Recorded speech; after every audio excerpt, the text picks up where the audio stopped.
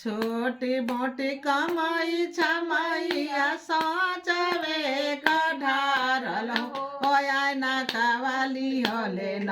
आ मैया करली सिंगारवा हो आयना कावाली हले न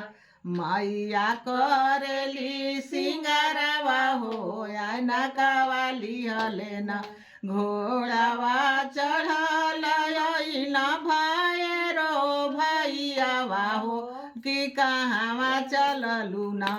बहिनी कोई के सिंगारवा हो कि कहाँवा चललू न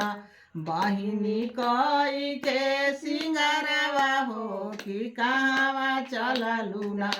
जाए के त जाइला सेवक लोग का घरवा हो कि उनु के घरवा न